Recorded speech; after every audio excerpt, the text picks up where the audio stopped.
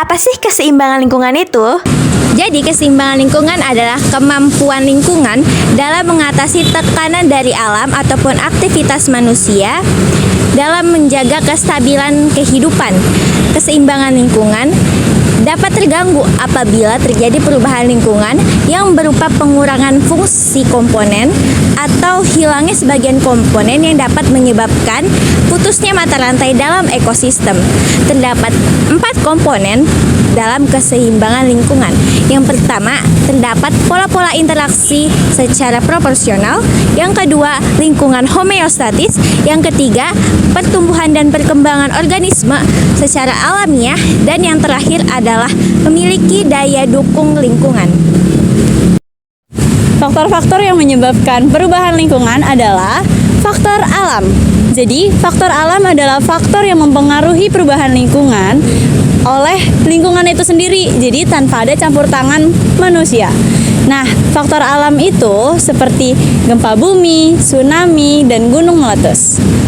Yang kedua yaitu faktor manusia. Faktor manusia merupakan faktor perubahan lingkungan yang disebabkan oleh aktivitas manusia. Contohnya diantara lain yaitu pembakaran dan penebangan hutan, penambahan industri dan permukiman, penambangan secara liar, sistem pertanian monokultur, dan pencemaran lingkungan. Misalnya akibat penggunaan pestisida dan pupuk kimia yang berlebih. Pada video kali ini, saya bersama teman-teman saya akan memberikan contoh pencemaran dari tanah, air, udara, dan suara. Selamat menyaksikan. Pencemaran udara adalah kegiatan industri atau penggunaan bahan bakar fosil untuk motor yang menyebabkan banyaknya polutan di udara yang terbuang. Selanjutnya ada pencemaran suara, yang berarti itu kelebihan suara yang berasal dari kegiatan manusia seperti lalu lintas kendaraan yang dapat mengganggu ekosistem dan kesehatan manusia. Dan ini seperti yang kita lihat, ini juga termasuk contohnya.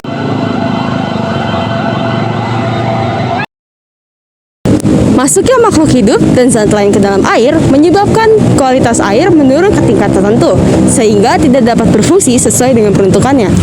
Terdapat 4 limbah yang menyebabkan pencemaran air, yaitu ada limbah industri, limbah domestik, limbah pertanian, dan limbah pertambangan. Pencemaran tanah. Nah, pencemaran tanah adalah pencemaran yang terjadi pada tanah yang merusak struktur kehidupan yang ada di tanah. Nah, pencemaran tanah ini terbagi dua, ada secara tidak langsung dan secara langsung. Nah, kalau secara tidak langsung itu seperti terkenanya zat berbahaya pada tanah. Nah, kalau secara langsung itu dia tercemari oleh limbah-limbah yang ada dan terbuang secara sembarangan seperti ini.